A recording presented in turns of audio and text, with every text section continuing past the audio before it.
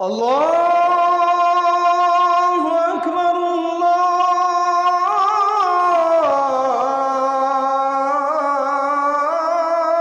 আল্লাহু আকবার। আল্লাহ রাব্বুল আলামিন বলেছেন, ওয়াযাক্কির ফাইন্না যিকরা তানফাউল মুমিনিন।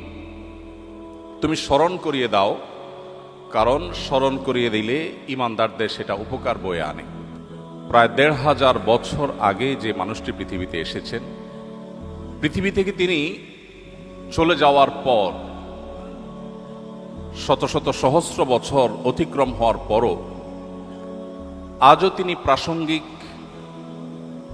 বিশেষ করে যখন আমরা কোনো সংকটে পড়ি, সেটা ব্যক্তি থেকে নিয়ে বৈশ্বিক পর্যায় পর্যন্ত, প্রত্যেকটা পর্যায়ে প্রতিটি সংকটে যাকে আমাদের সবচেয়ে বেশি স্মরণ হয় এবং যাকে স্মরণ করতে আমরা বাধ্য,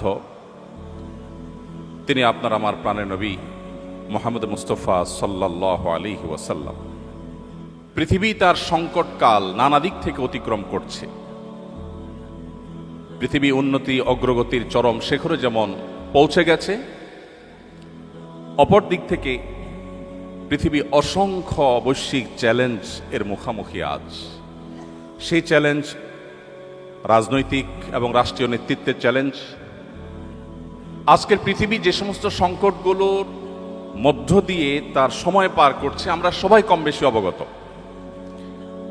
এই সংকটগুলোকে আমরা যদি ভাগ করি, তাহলে দেখা যাবে একদিক থেকে রাজনৈতিক এবং রাষ্ট্রীয় নেতৃত্বের চ্যালেঞ্জ, অপর দিক থেকে পরিবেশগত সমস্যা এবং পরিবেশের ভারসাম্যহীনতার চ্যালেঞ্জ, আরেক দিকে আমরা দেখি সামাজিক অস্থিরতা এবং অবিচারের চ্যালেঞ্জ। এর পাশাপাশি রয়েছে অর্থনৈতিক বৈষম্য এবং দারিদ্র্যের চ্যালেঞ্জ, তার সাথে রয়েছে স্বাস্থ্য সংকট এবং মহামারী সহ আরো বহুবিধ চ্যালেঞ্জ। রাজনীতি এবং রাষ্ট্রীয় নেতৃত্বের যে চ্যালেঞ্জগুলো, এগুলো আমরা যারা বাংলাদেশে জন্ম নিয়েছি এবং এখানে বেড়ে উঠেছি, এখানে বসবাস করছি, এগুলো আমাদের চাইতে বেশি বোধহয় পৃথিবীর খুব কম দেশের মানুষই উপলব্ধি করতে পারছে যে আজকের পৃথিবী কি কি চ্যালেঞ্জের মধ্য দিয়ে তার সময়গুলো পার করছে। আমাদের এখানে ক্ষমতার অপব্যবহার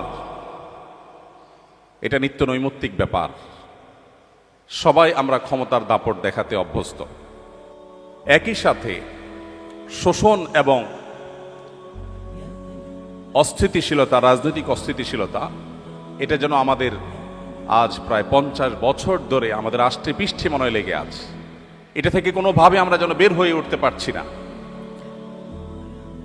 আমাদের দেশের বাইরেও গোটা বিশ্বে আজ নীরব শোষণ চলছে। হয়তো পৃথিবীর কোনো এক অঞ্চল যারা অঢেল খনিজ সম্পদের মালিক, তারা শোষিত হচ্ছে পৃথিবীর উন্নত দেশগুলো দ্বারায়। পৃথিবীতে এমন গরিব দেশও আছে, যে দেশের মানুষ নিয়মিত খাবার খেতে পায় না, কিন্তু তাদের দেশে অনেকগুলো আন্তর্জাতিক বিমানবন্দর রয়েছে। সেই বিমানবন্দরগুলো তাদের করা নয়, পৃথিবীর পরাশক্তিগুলো সে সমস্ত দেশে বিমানবন্দর করেছে সে দেশের খনিজ সম্পদ রাতের অন্ধকারে লুট করে নিয়ে যাবার জন্য, এবং শান্তি রক্ষার নাম করে তাদের সে লুটের কাজকে সহযোগিতা করছে বিশ্বের মোড়লরা। বিচারহীনতার কালচার, এটার জন্য সবচেয়ে উজ্জ্বল উদাহরণ ইরাক। যেই ইরাকে মরণাস্ত্র, ধ্বংসাত্মক অস্ত্র থাকার অভিযোগে একটি দেশ শেষ করা হলো, শত সহস্র মাকে বিধবা করা হলো, হাজারো শিশুকে এতিম করা হলো, কিন্তু সেই তথাকথিত ধ্বংসাত্মক অস্ত্র পাওয়া যায়নি। এরপরও কাউকে কখনো সরি বলতে শোনা যায়নি। বিচারহীনতার সবচেয়ে বড় উদাহরণ ফিলিস্তিন, যেখানে যেখানে মানুষ হত্যা করা এটা এতটাই স্বাভাবিক বিষয়ে পরিণত হয়েছে যেন গোটা পৃথিবী আজ কলোসিয়ামের সেই গ্যালারি। আর সেখানে যে তাণ্ডব চলছে, সে তাণ্ডব আমরা বসে বসে গোটা পৃথিবীর মানুষ দেখছি। আগামী 100 বছর 200 বছর পরের যে প্রজন্ম পৃথিবীতে আসবে, আমাদের নিয়ে তারা আলোচনা করবে পৃথিবীতে তখন মানুষ ছিল যাদের চোখের সামনে কুরে কুরে একটি জনপদের মানুষকে শেষ করে দেওয়া হয়েছে। মায়ের সামনে, বাবার সামনে সন্তান না খেতে না খেতে শুকিয়ে কাঠ হয়ে মৃত্যুর জন্য প্রহর গুনছে। এই দৃশ্য মানব ইতিহাসের কখনো ইতিপূর্বে ঘটেছে এমনটি পাওয়া যায় না। মানবাধিকার লঙ্ঘনের যে হিড়িক আজকের পৃথিবীতে চলছে, একদিকে মানবাধিকার প্রতিষ্ঠার জিগির আমরা সারাক্ষণ শুনতে পাচ্ছি, আর অপরদিকে প্রতিনিয়ত মানবাধিকার লঙ্ঘন চলছে। ধর্মীয় সংঘাত, যুদ্ধের নামে গণহত্যা, কি নেই আজকের পৃথিবীর সংকটের তালিকায়। এর বিপরীতে আমরা যদি রাসূল করিম সাল্লাল্লাহু আলাইহি সাল্লামের সুন্নাহ এবং তার সে মহান আদর্শকে সামনে রাখি, আমরা দেখতে পাই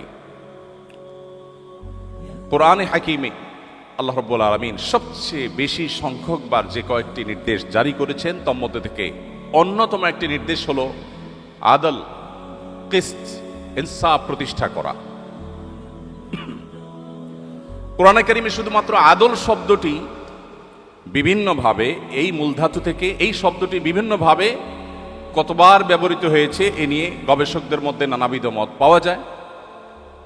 অনেকে বলছেন ২৭ বার, অনেকে বলছেন ২৯ বার, কমপক্ষে ১৯ বার। এর নিচে হওয়ার কোনো সম্ভাবনা না, বা এর কম হওয়ার কোনো সম্ভাবনা নেই।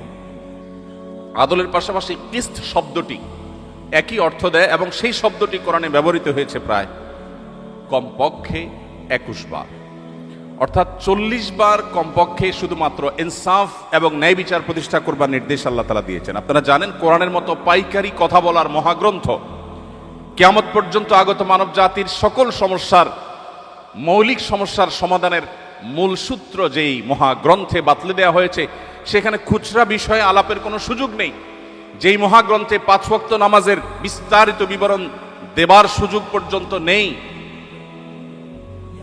সেই মহাগ্রন্থে আল্লাহ রাব্বুল আলামিন যে সমস্ত আদেশ করেছেন, বিশেষ করে কোরআনে কারীমের আদেশ নিষেধের তালিকার দিকে একবার চোখ বুলালে আমাদের কাছে স্পষ্ট হয়ে যাবে আল্লাহ রাব্বুল আলামিনের কাছে মুহাম্মদ সাল্লাল্লাহু আলাইহি ওয়াসাল্লামের আদর্শে ইনসাফ এবং ন্যায় বিচারের গুরুত্ব কতখানি হলে শত সহস্র ইস্যু থাকতে শুধুমাত্র ন্যায় বিচারের ব্যাপারে আল্লাহ তাআলা পৃষ্ঠায় পৃষ্ঠায়, পাতায় পাতায় কোরআনে বারবার মানব জাতিকে সতর্ক করেছেন। আপনারা সবাই মক্কার কুরাইশ এবং মদিনার ইহুদিদের ষড়যন্ত্র সম্পর্কে অনেক ভালো করেই জানেন। মদিনার নবী করিম সাল্লাল্লাহু আলাইহি সাল্লাম তাকে ইনসাফের পথ থেকে বিচ্যুত করবার জন্য হেন কোনো চেষ্টা নেই যেটা করা হয়নি। ফাতেমা নামে এক নারীর চুরি করার পর যখন ধরা পড়ে, আল্লাহর নির্দেশ অনুপাতে যখন তার কোরআনের বিচার প্রতিষ্ঠা করবার নির্দেশ জারি করেছেন নবী করিম সাল্লাল্লাহু আলাইহি সাল্লাম, তখন সম্ভ্রান্ত পরিবারের নারী হওয়ার কারণে তাকে বাঁচাবার জন্য নানাবিধ প্রচেষ্টা হয়েছে। আপনারা জানেন, ওসামা ইবনে যায়েদ রাদিয়াল্লাহু তাআলা আনহু নবী করিম সাল্লাল্লাহু আলাইহি সাল্লামের অত্যন্ত স্নেহের মানুষ ছিলেন, ছোট মানুষ ছিলেন, যাকে নবীজি অনেক ভালোবাসতেন। তাকে সবাই ঠিক করলো যে তুমি গিয়ে নবীজিকে বলো যে তার শাস্তিটা মওকুফ করে দেওয়া যায় কিনা। তখন নবী করিম সাল্লাল্লাহু আলাইহি সাল্লাম বলেছেন, আল্লাহর বিধানের ক্ষেত্রে আমাকে সুপারিশ করতে আসছো তুমি? রাগান্বিত হয়ে তিনি বলেছেন, ওয়া আইমুল্লাহ লাউ আন্না ফাতিমা বিনতে মুহাম্মদ সারাকাত লাকাতাতু ইয়াদাহা, আল্লাহর শপথ করে বলছি, আমার মেয়ে মুহাম্মদের মেয়ে ফাতেমাও যদি চুরি করত, আমি তার হাত কর্তন করবার, কোরআনে বিধান জারি করতে বিন্দু মাত্র পিছপা হতাম না, আমি সেই নির্দেশ জারি করতাম। নবী করিম সাল্লাল্লাহু আলাইহি সাল্লাম হাদিসে এও বলেছেন যে আগের যুগের মানুষেরা মুখ দেখে বিচার করত। সম্ভ্রান্ত শক্তিশালী ফ্যামিলির, ঐতিহ্যবাহী বা অভিজাত ফ্যামিলির কেউ অন্যায় করলে তারা আইন এবং বিধিবিধানকে পাশ কেটে যেত আর গরিব মানুষদের উপরে আইন প্রয়োগ করত। কিন্তু মুহাম্মদ সাল্লাল্লাহু আলাইহি সাল্লাম এসেছেন পৃথিবীকে ইনসাফ দিয়ে পরিপূর্ণ করতে। বিদায় হজের সেই ঘোষণা, নবী করিম সাল্লাল্লাহু আলাইহি সাল্লামের পৃথিবীতে মানুষে মানুষে ভেদাভেদ দূর করবার সেই ঐতিহাসিক ঘোষণা আজও আমাদের কানে বাজে। তিনি বলেছিলেন, আলা আলা আলা লা ফাদলা লি আরাবিয়্যিন আলা আজামি ওয়ালা লি আজামিয়্যিন আলা আরবি। আরব বিশ্বের মানুষদের আত্মসম্মান, আত্মমর্যাদা, বরং কোনো কোনো ক্ষেত্রে তাদের আত্ম অহংকার। এটা কোন পর্যায়ে যারা আরবে ছিলেন কিংবা আরাবিয়ানদেরকে যারা দেখেছেন তারা ভালো বলতে পারবেন। বিশেষ করে সেই সময়ের আরাবিয়ানরা যারা নন আরবদেরকে মানুষই মনে করত না, সেই সময়ের আরাবিয়ানদের বুকের উপর দাঁড়িয়ে, সেই সমাজের বুকের উপর দাঁড়িয়ে নবী করিম সাল্লাল্লাহু আলাইহি সাল্লাম ঘোষণা দিয়েছিলেন, আলা লা ফাদলা লি আরাবিয়্যিন আলা আজামি। জেনে রাখবে, কোন আরাবিয়ানের, নন আরবের উপর কোনো শ্রেষ্ঠত্ব নেই। তুমি আরব হয়েছ বলে তোমার কোনো বিশেষ মর্যাদা নেই। মর্যাদা শুধুমাত্র তাকওয়ার বিচারেই ঠিক হবে, নির্ধারণ হবে। ইন্না আকরামাকুম ইনদাল্লাহি আতকাকুম।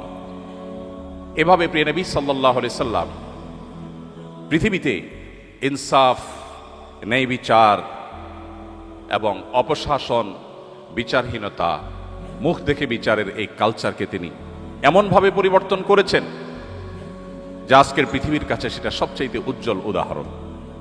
সম্মানিত উপস্থিতি, নবী করিম সাল্লাল্লাহু আলাইহি ওয়াসাল্লাম তিনি আমাদের সমস্যার গোড়ায় হাত দিয়েছিলেন। আজ রাজনৈতিক ক্ষমতার যে অপব্যবহার গোটা বিশ্বব্যাপী চলছে, এটির গোড়ায় হাত দিয়ে তিনি সমাধান করবার চেষ্টা করেছেন। তিনি মানুষকে সে দর্শনের দীক্ষা দিয়েছেন, শিক্ষা দিয়েছেন, যেই দর্শনে বিশ্বাসী মানুষ কখনো তার রাজনৈতিক ক্ষমতার অপব্যবহার করতে পারে না। নবী করিম সাল্লাল্লাহু আলাইহি সাল্লাম আমাদেরকে শিক্ষা দিয়েছেন যে ইন্নাল্লাহ হুয়াল কাদির, আল্লাহ রাব্বুল আলামিন শুধুমাত্র কাদির, তিনি শুধুমাত্র সবকিছু করতে পারেন, সবকিছুর ক্ষমতা শুধুমাত্র তার নিয়ন্ত্রণে, আমরা তার দাস মাত্র, যেই হই না কেন। রাজনৈতিক ক্ষমতা এবং অন্য সকল ক্ষমতার উৎস যখন আল্লাহকে মানুষ স্বীকার করবে, তখন তার কাছে রাজনৈতিক দায়িত্ব এটা আমানত মনে হবে। তার কাছে আল্লাহর কাছে জবাবদিহিতার বোধ জাগ্রত হবে। আর আল্লাহর কাছে জবাবদিহিতার বোধ যদি জাগ্রত হয়, তাকে মনিটর করবার জন্য কোনো কিছুর প্রয়োজন হবে না। সেলফ মনিটরিং সিস্টেম দ্বারা সে নিজেকে সঠিক পথে ধরে রাখবে। আজকের পৃথিবী আজও যদি মুহাম্মদ সাল্লাল্লাহু আলাইহি সাল্লামের সেই জীবন দর্শনকে ধারণ করে, আজ যে সমস্যাগুলো আমরা দেখছি, এগুলোর সমাধানের পথ অনেক সহজেই তারা খুঁজে পাবে। সম্মানিত উপস্থিতি, নবী করিম সাল্লাল্লাহু আলাইহি সাল্লাম শোষণমুক্ত সমাজ করবার জন্য, গঠন করবার জন্য কি না করেছেন, আমি প্রায় বলার চেষ্টা করি। অনেক নীতি কথা আজকের সমাজে আমরা শুনতে পাই, অনেক সুশীল মানুষ আমরা দেখতে পাই। এমন মানুষ কি পৃথিবীতে আমরা একজনও দেখাতে পারবো যিনি নিজের জন্য যে জামা কিনেন, নিজের গাড়ি ড্রাইভারের জন্য সেম জামা কিনেন, নিজের বাচ্চার জন্য যে জামাটা কিনেছেন, নিজের বাসার কাজের বুয়ার বাচ্চাটার জন্য গিফট হিসাবে যে জামা কিনবেন, সে একই জামা কিনেছেন? এরকম মানুষ পৃথিবীতে আমরা একজনও আছে কিনা আমি জানি না।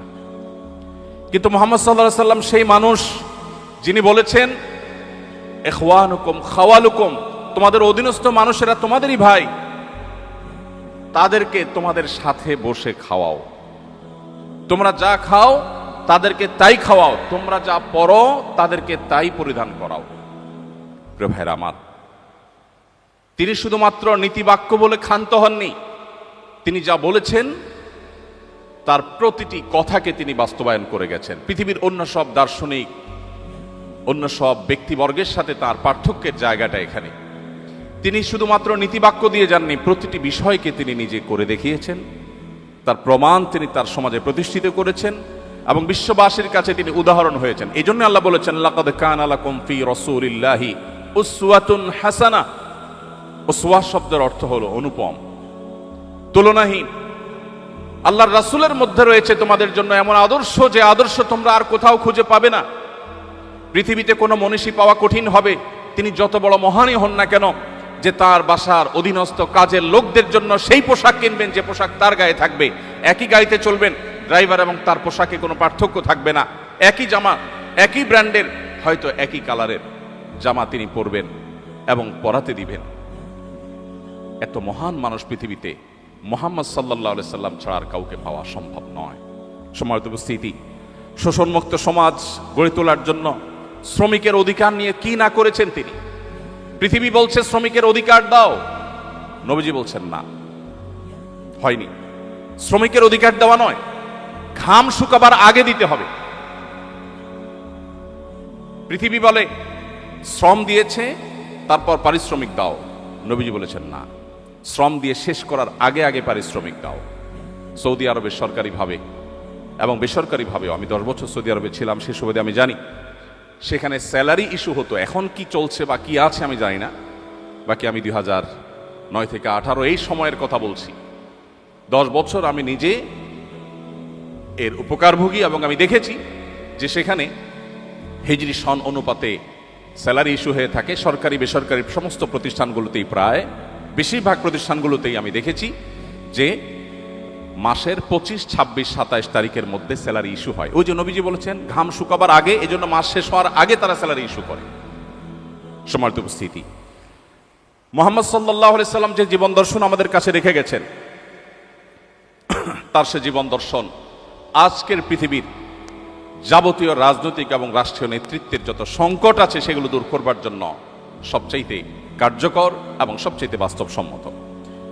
আজকের পৃথিবীতে অনেক নাসিহা, পরমত সহিষ্ণুতার বিষয়ে, সংখ্যালঘুদের অধিকারের বিষয়ে আমরা শুনতে পাই। যদিও নাসিহার মধ্যেই সেটি সীমাবদ্ধ থাকে, আমরা দেখি বাস্তবে তার উল্টো। পৃথিবীর উন্নত অনেক দেশ আছে যে দেশগুলো আমাদের দেশে তথাকথিত সংখ্যালঘু নির্যাতনের কথা বলে আমাদেরকে চাপের মধ্যে রাখে। যদিও পৃথিবীতে সংখ্যালঘুদের অধিকারের ব্যাপারে বাংলাদেশের মানুষের মতো সচেতন, বাংলাদেশের মানুষের মতো সতর্ক এবং দায়িত্বশীল মানুষ পৃথিবীতে পরের কথা আমাদের সাবকন্টিনেন্টের আশেপাশের কোনো দেশের মধ্যেও নেই। আমি চট্টগ্রাম হাটাজারি মাদ্রাসায় পড়েছি। হাটাজারি মাদ্রাসায় যদি আপনি যান, আপনি দেখতে পাবেন এখনো 100 বছর ধরে ঠিক মাদ্রাসার মসজিদের ওয়াল ঘেঁষে সামান্য কয়েক মিটার দূরেই একটি মন্দির আছে। এই 100 বছরের ইতিহাসে কোনোদিন মন্দির থেকে একটি ইট মসজিদে যায়নি, মসজিদ থেকে একটা ইট মন্দিরে আসেনি। এর নাম বাংলাদেশ। সেই বাংলাদেশের মানুষকে সংখ্যালঘুদের অধিকার শেখাতে যারা আসে, তাদের চরিত্র আমরা খুব ভালো করে জানি। মুসলমানদের সাথে মুস্কি হেসে কথা বলে মুসলমানদের ধ্বংসের যাবতীয় আয়োজন করার এই কারিগরেরা আমাদেরকে আজ সবক দিতে আসে সংখ্যালঘুদের অধিকারের ব্যাপারে। আমরা সেই নবীর উম্মত যে নবী আমাদেরকে শিখিয়েছেন।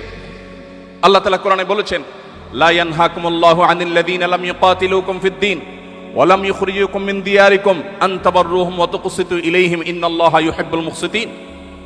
যে সমস্ত অন্য ধর্মাবলম্বী মানুষেরা তোমাদেরকে দেশান্তর করে দেয়নি, ধর্মযুদ্ধ চাপিয়ে দেয়নি, তোমাদের সাথে শান্তিপূর্ণ সহাবস্থান করছে, তোমরা তাদের সাথে সদাচরণ করতে, ন্যায়নিষ্ঠ আচরণ করতে আল্লাহ তোমাদের নিষেধ করেন না, বরং আল্লাহ তাআলা ন্যায়নিষ্ঠ আচরণকারীকে ভালোবাসেন। আমরা সেই ধর্মের অনুসারী, আমরা সেই নবীর উম্মত যার প্রতি আয়াত নাজিল হয়েছে।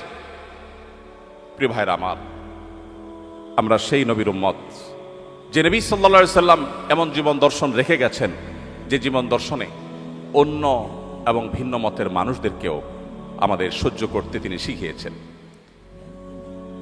তার ঐতিহাসিক মদিনা সনদের কথা আমরা কে না জানি, যে মদিনা সনদ আজও গোটা বিশ্বের মানুষের কাছে সবচেয়ে বড় রোল মডেল। ভিন্ন ধর্মের মানুষদেরকে কিভাবে অ্যাকোমোডেট করে একটি শান্তিপূর্ণ সমাজ গড়বার উদ্যোগ নিতে হয়, নবী করিম সাল্লাল্লাহু আলাইহি সাল্লামের এই সিদ্ধান্ত রাজনৈতিক অঙ্গনে সবচেয়ে বড় এবং সবচেয়ে পুরাতন মডেল।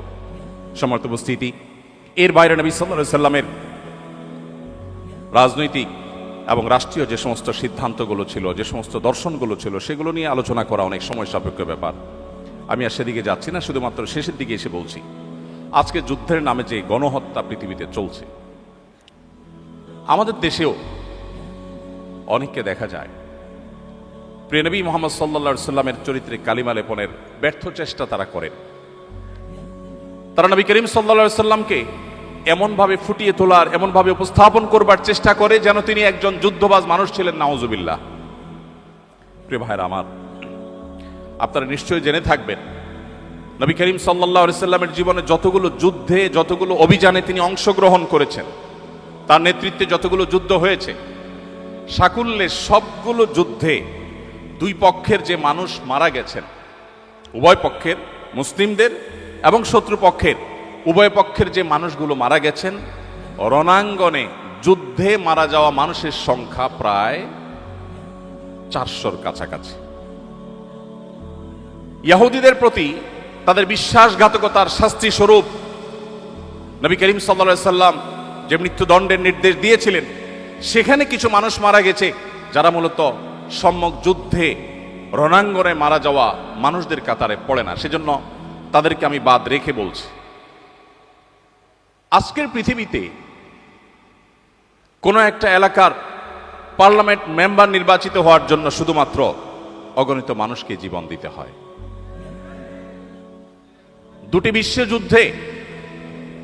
দুটি বিশ্বযুদ্ধে মিলিয়ন মিলিয়ন মানুষকে প্রাণ দিতে হয়েছে।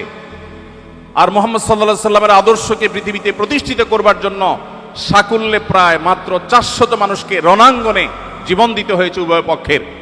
এরপরে মুহাম্মদ সাল্লাল্লাহু আলাইহি সাল্লামকে যারা যুদ্ধবাজ মানুষ হিসেবে দেখাবার চেষ্টা করে, তাদের চাইতে জ্ঞান পাপী আর কেউ হতে পারে না।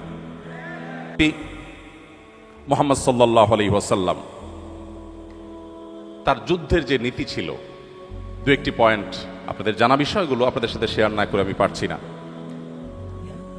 আজ বলা হয় আজকের পৃথিবী সভ্য পৃথিবী, বলা হয় আজকের পৃথিবী মানবিক পৃথিবী, বলা হয় আজকের পৃথিবী মানবাধিকারের পৃথিবী, বলা হয় আজকের পৃথিবী নারী অধিকার আদায়ের পৃথিবী। মুহাম্মদ সাল্লাল্লাহু আলাইহি সাল্লাম যখন নারী অধিকার নিয়ে কথা বলেছেন, তখন নারী অধিকার নিয়ে কথা বলাটা ফ্যাশনের বিষয় ছিল না আজকে যেমনটি ফ্যাশনের বিষয়ে পরিণত হয়েছে। আজকে কেউ নারী অধিকার নিয়ে সচেতন মানে সে খুব সময় সচেতন মানুষ।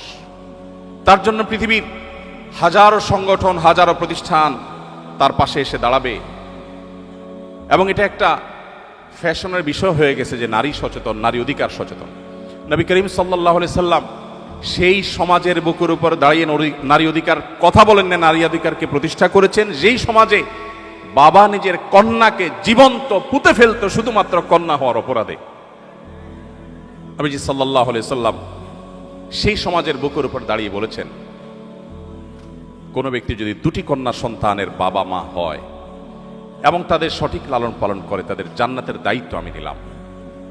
প্রিয় ভাইরা আমার, কোরআন এবং হাদিসের কোথাও আমি পাই না 1 ডজন বা হাফ ডজন ছেলের বাবা হলে, ছেলের মা হলে তার জন্য জান্নাতের বারান্দায়ও যাওয়ার সুযোগ আছে, এরকম কোন হাদিস আমার জানা নেই। কিন্তু কন্যা সন্তানের ব্যাপারে নবী সাল্লাল্লাহু আলাইহি ওয়াসাল্লাম এই কথা বলেছেন। কোরআনে কারিমে আপনারা জানেন সূরাতুন নিসা আছে, সূরাতুর রিজাল নাই। পুরুষদের সূরা বলতে সূরা নাই, কিন্তু নারীদের সূরা বলতে সূরা আছে। সেই জাতিকে যদি নারী অধিকার শেখাতে আসে, তার চাইতে বড় দুর্ভাগ্যের বিষয় আর কিছু হতে পারে না। প্রিয় ভাইরা আমার, নবী করিম সাল্লাল্লাহু আলাইহি সাল্লাম রণাঙ্গনে নারীকে, শিশুকে, বৃদ্ধকে, এমনকি অন্য ধর্মাবলম্বী যারা উপাসনায় রত, তার খলিফার নির্দেশ ছিল সেখানে কোনো আঘাত যেন কেউ না করে। আজকের 2025-এর পৃথিবীতে দাঁড়িয়ে অনেক কথা বলা যায়। আপনি 1500 বছর আগের পৃথিবীতে যদি যান, তখন এই কথাগুলো কারোর মাথায় কল্পনায়ও হয়তো আসেনি, বলা তো দূরের কথা। আর নবী সাল্লাল্লাহু আলাইহি সাল্লাম, বিশ্বনবী, তিনি শুধুমাত্র বলেননি, তিনি এই কথাগুলোকে প্রতিষ্ঠিত করে গেছেন। শুধুমাত্র উহুদ যুদ্ধের একটি ঘটনা বলে পারছি না। এক সাহাবীকে নবী করিম সাল্লাল্লাহু আলাইহি সাল্লাম নিজের তরবারিটা তুলে দিলেন, যাও রণাঙ্গনে ঝাঁপিয়ে পড়ো। তিনি তরবারি হাঁকাতে হাঁকাতে যুদ্ধ করছেন। হঠাৎ করে দূর থেকে মনে হলো কোন একজন প্রতিপক্ষের যোদ্ধা কাউকে ধরাশয়ী করেছে বা কিছু একটা করছে। তিনি দৌড়ে সেখানে গেলেন, যে দেখতে পেলেন একজন নারী, যিনি একটি লাশের সাথে এমন আচরণ করছেন যেটি কোনো মানুষ সহ্য করতে পারে না। আপনারা সবাই কম বেশি জানেন। লাশের বিকৃতির এই ঘটনা দেখে, সেই লাশ মুসলমানের লাশ দেখে ওই সাহাবী টকবগে জ্বলে উঠলেন, তরবারি বের করলেন। যখন তাকে আঘাত করতে যাবেন, হঠাৎ তিনি থমকে দাঁড়ালেন,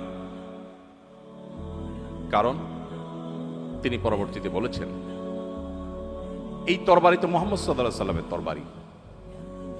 তিনি কোনোদিন কোনো নারীর গায়ে কখনো ফুলের টোকা দেননি। এই নারী যত বড় অপরাধী করুক না কেন, অন্তত মুহাম্মদ সাল্লাল্লাহু আলাইহি সাল্লামের তরবারি দিয়ে তাকে আঘাত আমি করতে পারি না। আপনি কোথায় পাবেন সেই জীবন আদর্শ? কোথায় পাবেন সেই মহান ব্যক্তিত্ব? প্রিয় ভাইরা আমার, আমাদের নবী করিম সাল্লাল্লাহু আলাইহি সাল্লাম তো সেই মানুষ, যে মানুষ রাষ্ট্রীয় নেতৃত্ব এবং রাজনৈতিক যে চ্যালেঞ্জ আছে সেই চ্যালেঞ্জগুলো মোকাবেলা করার জন্য শুধুমাত্র নীতি কথা বলেননি। আপনারা সবাই জানেন, তিনি বিছানায় শুয়েছেন, পিঠে দাগ পড়ে গেছে, তাকে মায়া করে বলা হলো আপনার জন্য একটু নরম বিছানার ব্যবস্থা করি। তিনি বলেছেন না, প্রয়োজন নেই। তখনকার পারস্য সম্রাট, রোমান সম্রাট, আশপাশের সম্রাটদের যে জীবনযাপনের তাদের যে কালচার ছিল, কৃষ্টি ছিল, তাদের যে শৌখিন লাইফস্টাইল ছিল, তার তুলনায় মোহাম্মদ সাল্লাল্লাহু আলাইহি সাল্লামের সাদাসিধা জীবন মানব ইতিহাসে হয়তো দুই একটা খুঁজে পাওয়া যাবে, কিন্তু সামগ্রিকভাবে তার তুলনা পৃথিবীতে দেওয়ার মতো কোনো মানুষ আপনি পাবেন না। আজকের পৃথিবী যুদ্ধের নামে যে সমস্ত গণহত্যা করছে এবং সে সমস্ত গণহত্যা দেখে পৃথিবীতে যারা এখনো পর্যন্ত নিষ্ক্রিয় নীরব দর্শকের ভূমিকা পালন করছে, বরং অনেক ক্ষেত্রে সেটাকে সমর্থন জানাচ্ছে, এই মানুষগুলোই আজ আমাদেরকে সবচেয়ে বেশি মানবতা, মানবাধিকারের সবক শিখিয়ে থাকে। প্রিয় ভাইরা আমার, মুহাম্মদ সাল্লাল্লাহু আলাইহি সাল্লামের কোন একটি যুদ্ধে, কোন একটি অভিযানে একটি শিশু নিহত হওয়ার কোনো ঘটনা আজও পর্যন্ত তার শত্রু, তার প্রতিপক্ষ তাকে দু চোখে দেখতে পারেন এমন কোন ইতিহাসবিদ আজও পর্যন্ত উল্লেখ করতে পারে নাই। এরপরেও আজ আমরা অনেক মুসলিমরা পর্যন্ত বিভ্রান্তিতে পড়ে যাই। চকচকে তকতকে পরিবেশ দেখে, আজকের পৃথিবী দেখে অনেকেই নিজের ঈমান নিয়ে সন্দিহান হয়ে পড়েন। মুসলমানদের নানা দিক থেকে অধঃপতন এবং পিছিয়ে পড়া দেখে আমরা অনেকে বিভ্রান্তির মধ্যে পড়ে যাই। সন্দেহাতীত ভাবে কিয়ামতের আগে যে ফিতনাগুলো পতিত হওয়ার কথা নবীজি বলেছিলেন, এগুলো তার মধ্যে থেকে একটি। অতএব আজও আমাদেরকে বৈশ্বিক চ্যালেঞ্জ মোকাবেলার জন্য ফিরে যেতে হবে মুহাম্মদ সাল্লাল্লাহু আলাইহি সাল্লামের সিরাতে, তার জীবন দর্শনে এবং তার আদর্শের কাছে। আজকে পৃথিবীতে যে পরিবেশগত সমস্যা, সংকট চরম আকার ধারণ করেছে, আপনারা সবাই কম বেশি জানেন। আপনি ইউরোপে, আমেরিকাতে, পশ্চিমে গেলে নিশ্চয়ই দেখবেন যে পরিবেশ বান্ধব করার জন্য তাদের হেন কোনো চেষ্টা নাই, তারা করছে না। অথচ উন্নতির নামে, জীবনকে সহজ করবার নামে মানব সভ্যতার ধ্বংস ডেকে আনতে পারে এরকম বহুবিধ কাজ আমরা করেছি। এখন সেই আমরা আজ পরিবেশের ভারসাম্যহীনতাকে দূর করবার জন্য আমরা সংগ্রাম করে চলেছি। পানির অপচয়, এটা তো এখন ফ্যাশনের ব্যাপার। আমরা যারা নিজেদেরকে মুসলমান বলছি, মুহাম্মদ সাল্লাল্লাহু আলাইহি ওয়াসাল্লামের আদর্শ অনুসারে বলছি, আমরা ওযু করতে যে পরিমাণ পানি, ট্যাপের পানি ব্যবহার করে থাকি, শুধু সেই পানিটাকে একত্র করলে দেখা যাবে ওই পানি দিয়ে মুহাম্মদ সাল্লাল্লাহু আলাইহি ওয়াসাল্লাম বহুবার গোসল সম্পন্ন করতেন। তার গোসলে কি পরিমাণ পানি লাগতো হাদিসে সেটি এসেছে, নিশ্চয়ই আপনারা জানেন। তিনি ওযুতে কি পরিমাণ পানি ব্যবহার করতেন, কতটুকু পানি বরাদ্দ করতেন, সেটাও হাদিসে এসেছে। আমাদের ওযুতে, বিশেষ করে ট্যাপ ছেড়ে দিয়ে যখন আমরা ওযু করি যে পরিমাণ পানি ব্যবহার করি, তার বহুবার গোসলেও এত পানি দরকার হতো না। নবী করিম সাল্লাল্লাহু আলাইহি সাল্লাম পানি অপচয় সম্পর্কে যখন নিষেধাজ্ঞা আরোপ করেছেন, সতর্ক করেছেন, কেউ যখন বলল, হে আল্লাহর রাসূল, আমরা যখন সমুদ্রে থাকি, নৌকায় বা জাহাজে থাকি, তখনও কি পানি ব্যবহারের সময় আমাদেরকে হিসাব করতে হবে? সেখানে তো পানির কোনো অভাব নেই। নবীজি বলেছেন, হ্যাঁ, সেখানেও তোমাকে পানি ব্যবহারে মিতব্যয়ী হতে হবে। প্রিয় ভাইয়ের আমার, নবী করিম সাল্লাল্লাহু আলাইহি সাল্লামের প্রত্যেকটা বিষয়কে আমরা 2025-এর পৃথিবীতে বসে আলোচনা করছি, পর্যালোচনা করছি, কিন্তু আমাদের উচিত 1500 বছর আগের পৃথিবীতে ফিরে গিয়ে তারপর কল্পনা করা এবং মূল্যায়ন করা, পর্যালোচনা করা যে সেই সমাজের বুকে এটা বলাটা কেমন ছিল। আজকের পৃথিবী পরিবেশ দূষণ করে গোটা পৃথিবীকে বাস অযোগ্য করে ফেলেছে, আমরা করে ফেলেছি। এরপর আমরা এখন পরিবেশ রক্ষার কথা বলছি। মুহাম্মদ সাল্লাল্লাহু আলাইহি সাল্লাম যখন পরিবেশ রক্ষার পরে সচেতনতা সৃষ্টি করেছেন, তিনি যখন মানুষকে অ্যাওয়্যার করেছেন, মানুষকে সচেতন করেছেন, পৃথিবী পরিবেশের এই সংকটের মধ্যে ছিল না, আমরা সবাই কম বেশি জানি।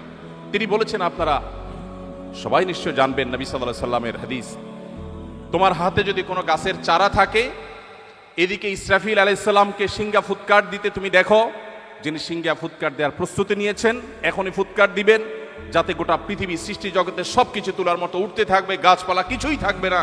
এরকম পরিস্থিতিতেও তোমার হাতে থাকা গাছের চারাটা তুমি রোপণ করে দাও। পৃথিবীর কোন মনীষী এমন অসাধারণ এবং এমন জীবনমুখী বাস্তবমুখী শিক্ষা এবং নির্দেশনা দিয়েছেন। প্রিয় ভাইরা আমার, তিনি যখন আমাদেরকে বলেছেন ইয়াকুমুল জুলুস আলাত তারিক, তোমরা কেউ পথে ঘাটে বসবে না, রাস্তায় বসবে না, রাস্তা দখল করবে না, তখন কিন্তু রাস্তায় যানজটের সমস্যা সৃষ্টি হয়নি। সেই ১৫০০ বছর আগের পৃথিবীতে মক্কাতে মানুষই ছিল হাতে গোনা কয়েকজন। রাস্তায় যানজট হওয়ার কথা মানুষ স্বপ্নে কোনোদিন ভাবেও না যে রাস্তায় কোনোদিন যানজট হতে পারে। সেই সময় তিনি বলে গেছেন ইয়াকুমুল জুলুস আলাত তারিক, তোমরা কেউ রাস্তা দখল করতে যাবে না, খবরদার। আজ ঢাকা শহরে যখন ফুটপাত দখলের মহোৎসব চলে, রাস্তাঘাট দিয়ে আমরা চলাফেরা করতে যখন পারি না, অসুবিধা তৈরি হয়। এই হাদিসকে সামনে রাখলে মনে হয় নবীজি মনে হয় আজকে আমাদের ঢাকা শহরকে লক্ষ্য করে, আমাদেরকে লক্ষ্য করে মনে হয় হাদিস বলেছেন, অথচ তিনি বলেছেন ১৪৫০ বছর আগে। প্রিয় ভাইরা আমার, এই জন্য আজকের পরিবেশ সংশ্লিষ্ট যত সংকট আছে সেগুলো মোকাবেলার জন্য নবী সাল্লাল্লাহু আলাইহি ওয়াসাল্লামের আদর্শের চর্চার কোনো বিকল্প নেই।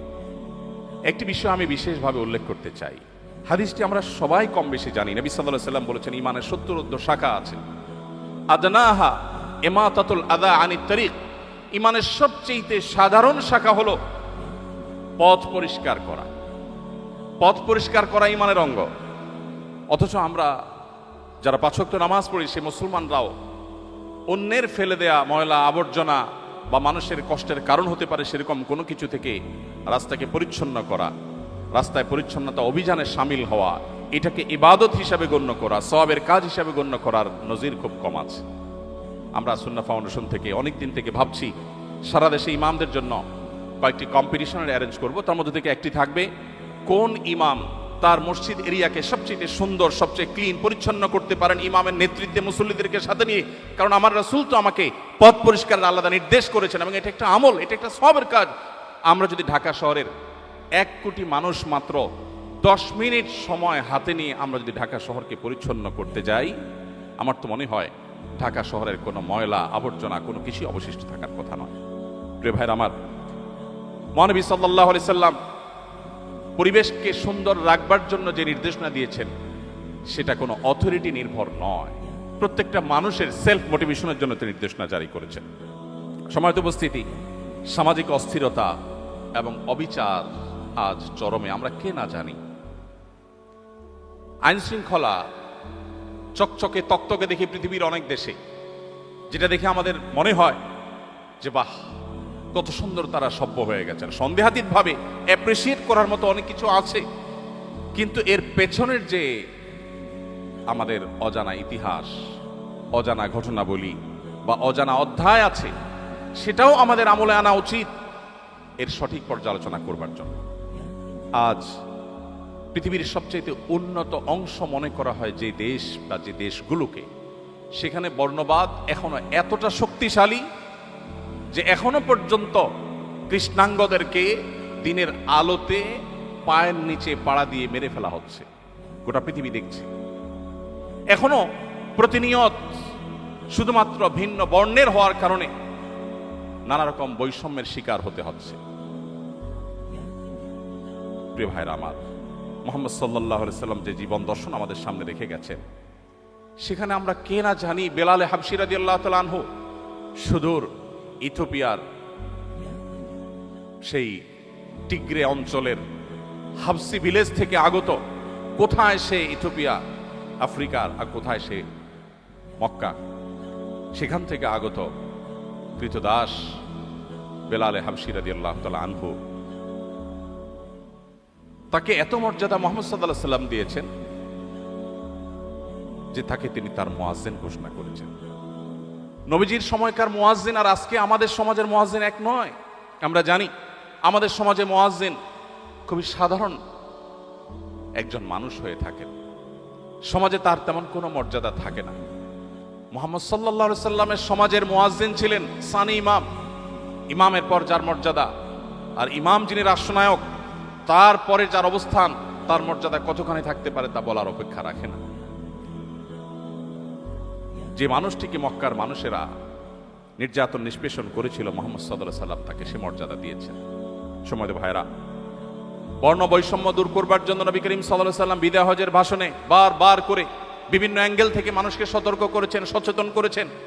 নারী অধিকার প্রতিষ্ঠা করার জন্য বলেছেন ফাস্তাউসু বিন নিসাই খায়রা, নারীদের ব্যাপারে তোমরা আমার কাছ থেকে ওসিয়ত গ্রহণ করো, আমি ওসিয়ত করে যাচ্ছি তাদের ব্যাপারে সদাচরণ, তাদের ব্যাপারে দায়িত্বশীল আচরণ করবার জন্য তোমরা সদা প্রস্তুত থাকবে। আল্লাহ বলেছেন ওয়া আশিরুহুন্না বিল মারুফ, সংসার করতে হলে সুন্দর এবং সঠিকভাবে যথাযথভাবে ন্যায়সঙ্গতভাবে সংসার করবে। খবরদার তাদেরকে সংসারে আটকে রেখে বৈবাহিক জীবনে তাদেরকে আবদ্ধ করে রেখে জুলুম করবে, সেই ইখতিয়ার তোমাকে দেওয়া হয়নি।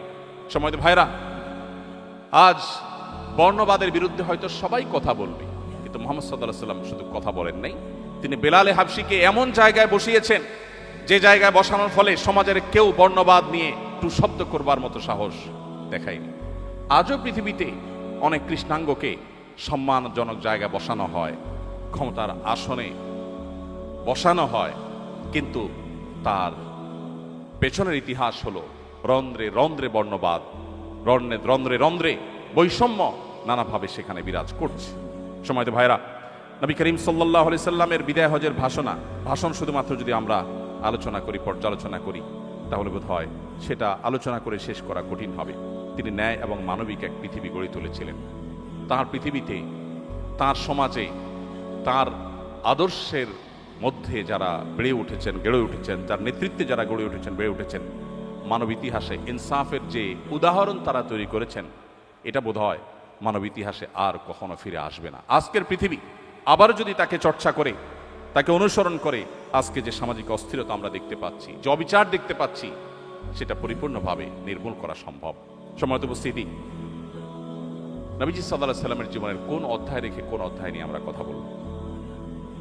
তিনি যখন মক্কা বিজয় করলেন, যে মানুষগুলো মক্কা থেকে তাকে চরম অপমানিত করে, লাঞ্ছিত করে, কষ্ট দিয়ে বিদায় করেছে, বিতাড়ন করেছে, তিনি যখন মক্কায় ফিরে আসলেন, তিনি সেই মানুষ যিনি বললেন লা তাসরিবা আলাইকুমুল ইয়াউম, আজ তোমাদের কাছ থেকে কোনো প্রতিশোধ গ্রহণ করা হবে না, সবাইকে সাধারণ ক্ষমা ঘোষণা করা হলো। উল্লেখযোগ্য কোনো রক্তপাত ছাড়াই তিনি মক্কা বিজয় করলেন। যে বিশাল বহর নিয়ে তিনি এসেছেন মক্কা বিজয়ের সময়, সে বহর দেখে মক্কার মুশরিকেরা সবাই ভড়কে গিয়েছিল। না জানি আজকে কি ম্যাসাকারটা হয়ে যায়। ধৈর্য এবং সহিষ্ণুতার যে উদাহরণ তিনি রেখেছেন, সেটা শুধুমাত্র তার কথার মধ্যে নয়, তার কাজের মাধ্যমে তিনি বাস্তবায়ন করেছেন। আজকের পৃথিবীতে সেজন্য কথার ফুলজড়ি নয়, বাস্তব উদাহরণ হওয়া মানুষদের জীবনী আমাদের চর্চা করতে হলে মুহাম্মদ সাল্লাল্লাহু আলাইহি সাল্লামকে সর্বাগ্রে আমাদেরকে চর্চা করতে হবে, অধ্যয়ন করতে হবে।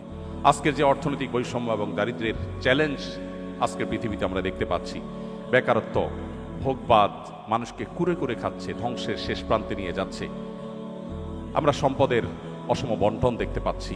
এই সব কিছু থেকে উদ্ধারের জন্য মুহাম্মদ সাল্লাল্লাহু আলাইহি সাল্লামের সেই জীবন দর্শনে যেতে হবে, যে জীবন দর্শন মানুষকে আখিরাতমুখী করে, যে জীবন দর্শন মানুষকে ব্যবসায়ী করে, মানুষকে উদ্যোক্তা হিসাবে গড়ে তোলে, কিন্তু সেটা মানব কল্যাণে, ভোগের জন্য নয়।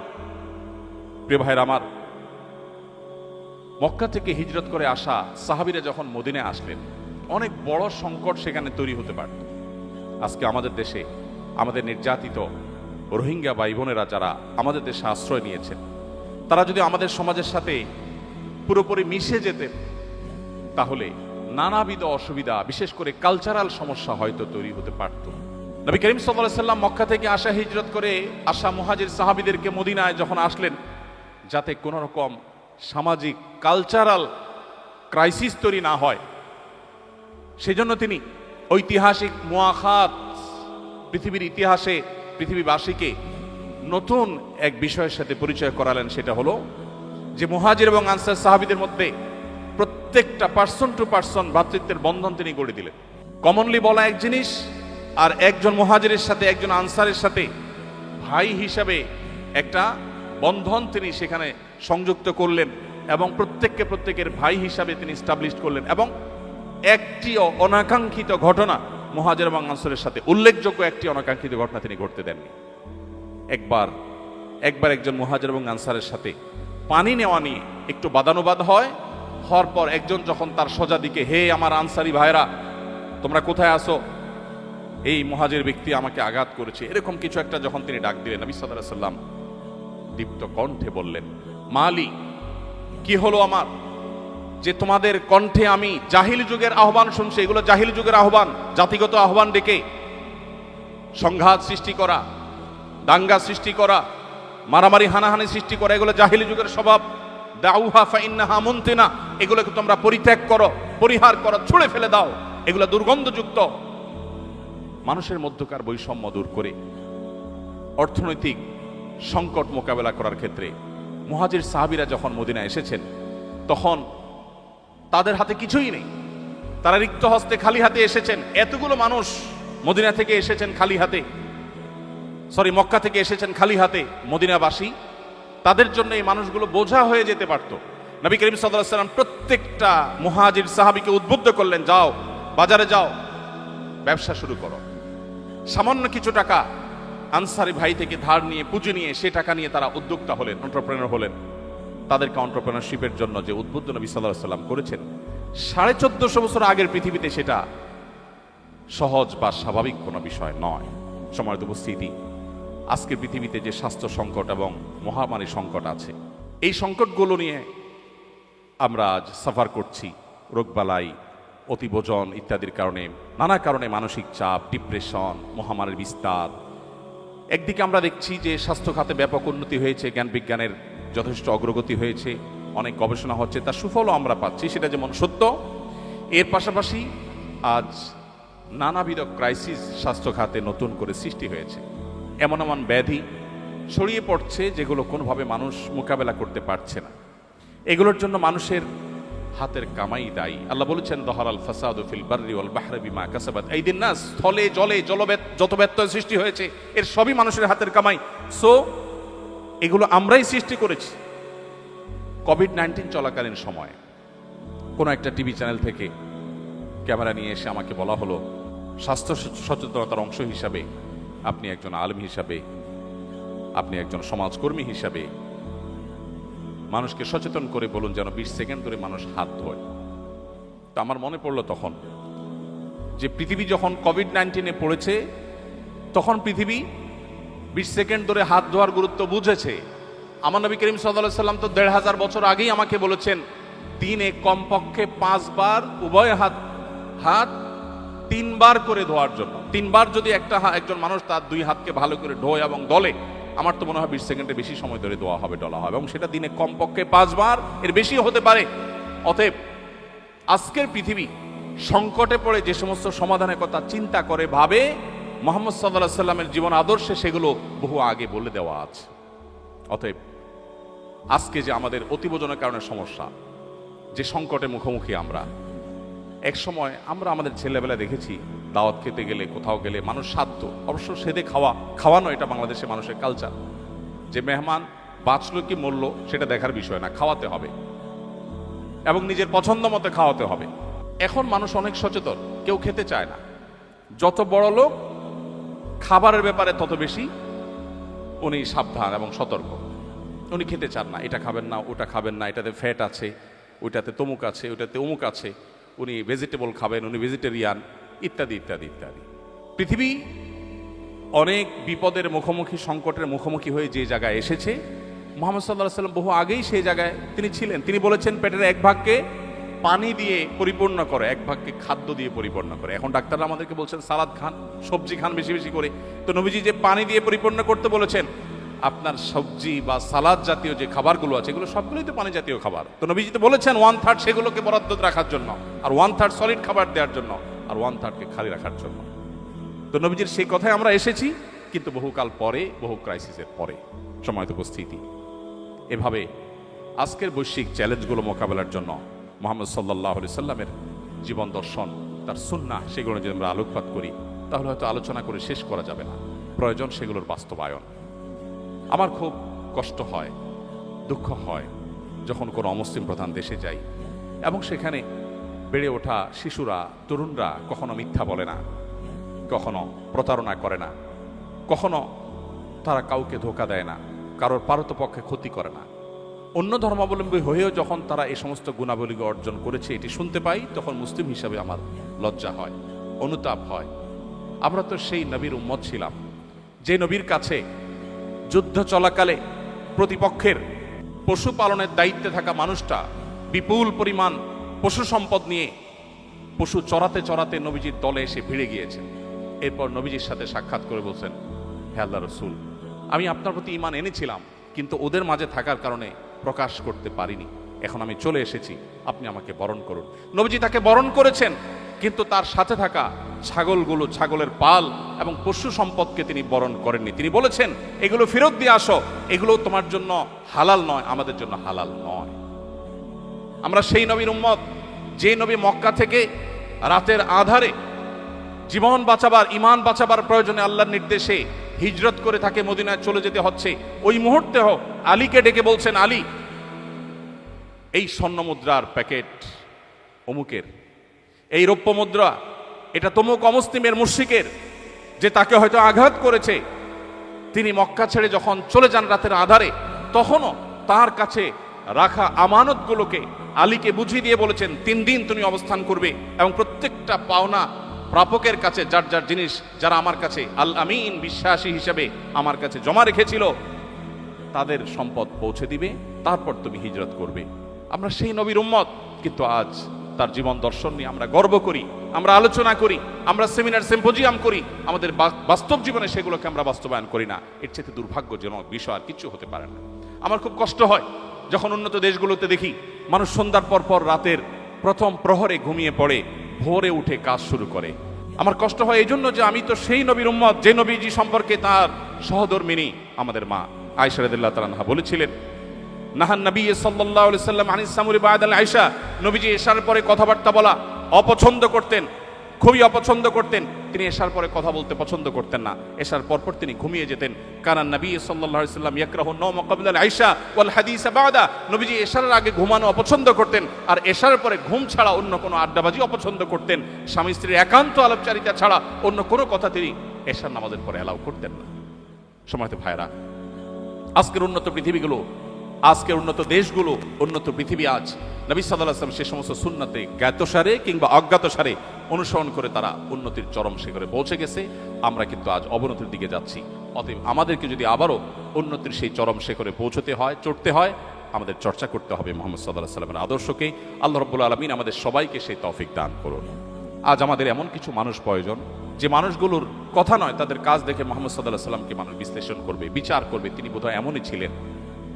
বিধায় আজকে আমাদের তার সুন্নাহ দ্বারা আমাদের আদর্শ, আমাদের জীবন গঠন, আমাদের লাইফস্টাইল সেটিং সবকিছু তার সুন্নাহ দ্বারাই হতে হবে। সেটি আমাদের জন্য সবচেয়ে গুরুত্বপূর্ণ বিষয়। আল্লাহ রাব্বুল আলামিন আমাদের সবাইকে এক একজনকে মুহাম্মদ সাল্লাল্লাহু আলাইহি ওয়াসাল্লামের আদর্শের রুদ্র প্রতীক হওয়ার, মূর্তি হওয়ার তৌফিক দান করুন। মুহাম্মদ সাল্লাল্লাহু আলাইহি ওয়াসাল্লামের আদর্শের ঝান্ডাবাহী হয়ে আজকের পৃথিবীতে যে সমস্ত সংকট মানুষ মোকাবেলা করছে, সে সমস্ত সংকট থেকে উত্তরণের পথ মানুষকে দেখাবার জন্য আল্লাহ আমাদের সবাইকে তৌফিক দান করুন।